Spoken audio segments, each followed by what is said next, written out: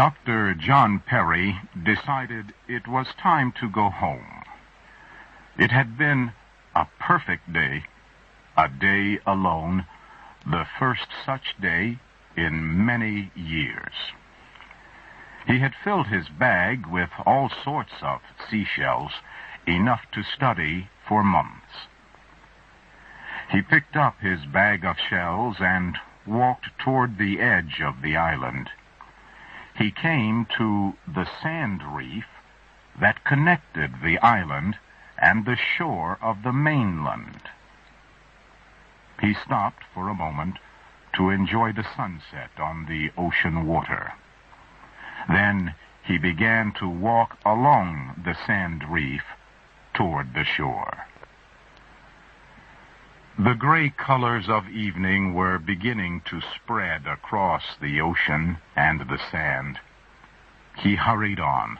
Then, suddenly, he stepped into the water. Before he knew what had happened, he dropped down and down. The water was covering his head. He rose to the top of the water, struggling to get back onto the dry sand. He felt the water rushing about him. Somehow he got onto the sand and sat down, wet and surprised at his sudden drop. He heard the water still rushing about. Then he saw a long gray shark. He stood up and looked around. He saw the shark swim toward the shore. And then he saw other sharks, 5, 6, 7 of them. But where was the sand reef? What had happened to it? He began to walk back toward the island. While he had searched for shells on the island, the strong ocean waves had washed a large part of the sand reef away.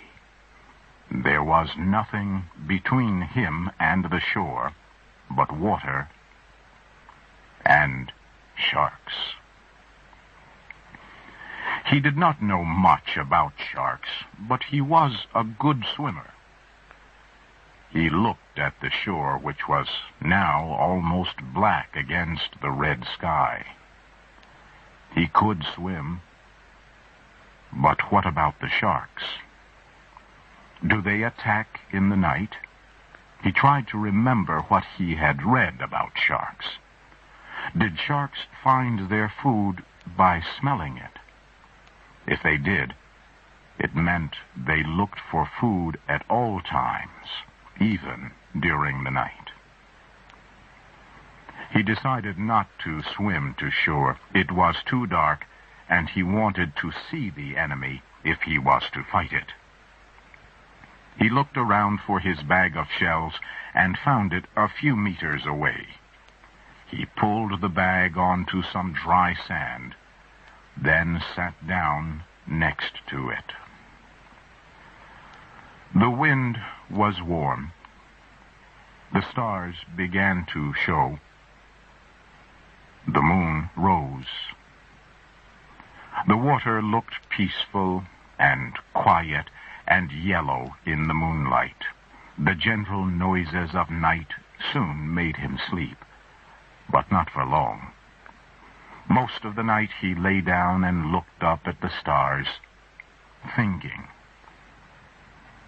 He thought of wood for a fire, wood to signal for help, but there was no wood. He thought of the sharks. Would they go away during the night? At last, he thought of sleep. It came at last. He slept until the sun rose. He felt stiff when he got up. He moved about, then looked at the water before him. It was clear and green. Far off, he could hear the noise of splashing water made by the sharks. He saw red areas on the water. He knew the sharks were killing and eating the fish. The sharks were there because the fish were there. The same waves that had washed the sand reef away had somehow pushed large schools of fish into the area. He watched the sharks kill. They swam after the schools of fish, played with them, and killed them even though they were not hungry.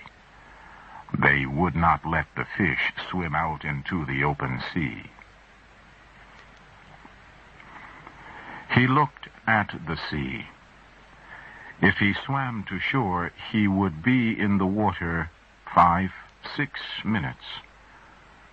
A lot could happen in that time. He looked at the sharks now near the shore. They were still feeding.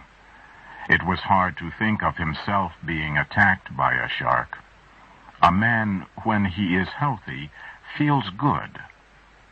But the pain, a torn belly, a missing leg, a badly crushed head by those powerful teeth.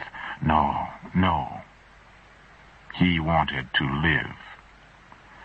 To swim now might mean sudden death. But the sharks might stay here for days, a week or more. He decided to swim. He took off all his clothes. He kept only his belt and his small knife.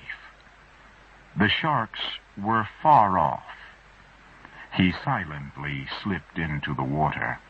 He went deep down and looked around. He was about to rise to the top and start swimming when he saw a long gray body below him. Small dots of sunlight danced on the shark's body down through the clear water. He kicked himself up to the top and struggled onto the sand. If he had not looked down, he would be halfway across now, with the shark chasing after him. He did not think of the rest. He stood up and looked around again. How could he make the sharks move out to sea? If they swam out to sea, he could swim to shore before they saw him. He saw the sharks rolling and playing. Their hunger was now gone. They were killing for fun. How could he make them move? He pulled his knife from his belt. Sharks can smell blood, he thought. He put the knife against his leg and cut deep into the flesh. The blood ran out. He caught it on his white shirt. When the shirt was red and wet, he tied some cloth around his leg to stop the flow of blood.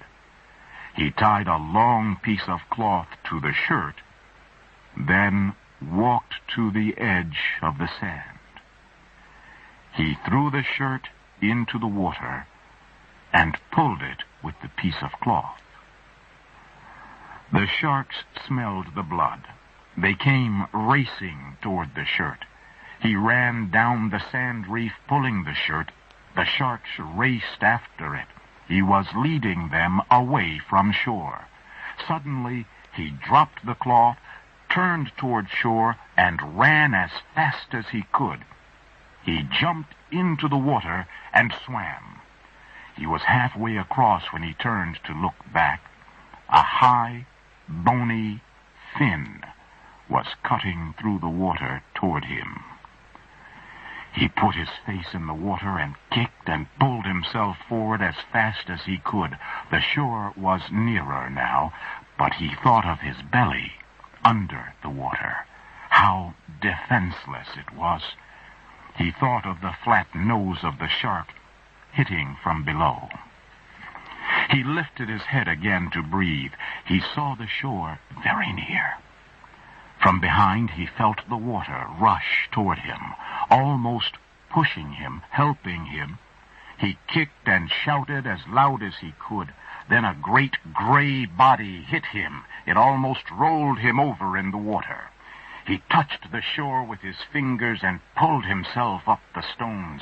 The shark, excited by the smell of blood and the chase, went after him. Its great body crashed against the stones. It rolled and turned as it dropped back into the water. The other sharks jumped on it. The end came quickly as the shark's blood turned the water red. The injured shark was eaten alive as it tried to escape.